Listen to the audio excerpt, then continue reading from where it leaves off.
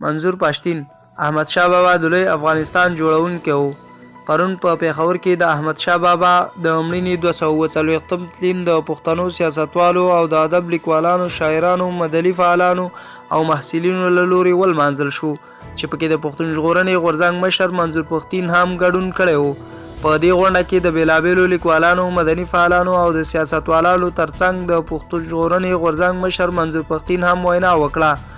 د هغه ګډون پر مهال د احمد شاه بابا تیری لاسته راوړنو ته په اشاره وویل چې نوموړی د لوی پښتون ستر شاعر او د لوی افغانستان جوړونکی و. منظور پښتين د تلین په یاده پراخه غونډه کې له ګډون وروسته په خپله فیسبوک پاڼه هم د احمد شاه بابا په اړه ډېر څه لیکلي دي.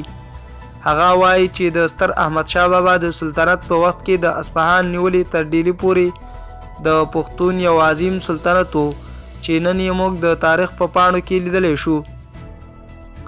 منظور پښتين زیاتوي احمد شاه بابا د قبایلي تقسیم څخه ځان لرې ساته او کوښښ یې کوو چې افغان ملت سره یو کړي ترڅو په راتلونکي کې ستونزې جوړې نه شي.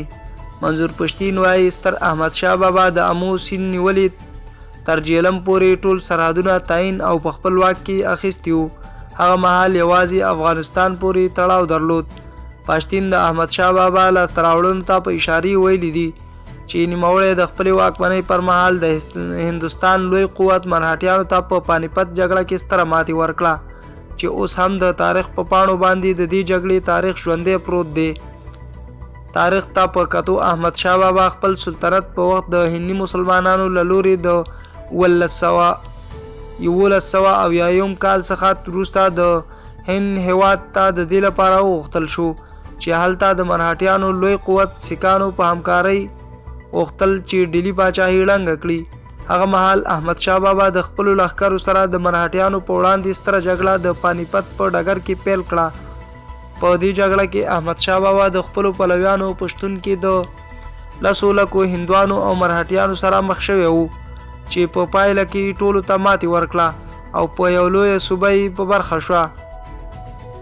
د دې سترې جګړې په پای کې احمد شاه بابا ته 50,000 اسونه، 200,000 غویي، 1500 پیلان، 100,000 اوښان او 22,000 بندیان لاسته ورغلل چې له همدې کبله یاده جګړه د پانیپت په نوم مشهوره شوه.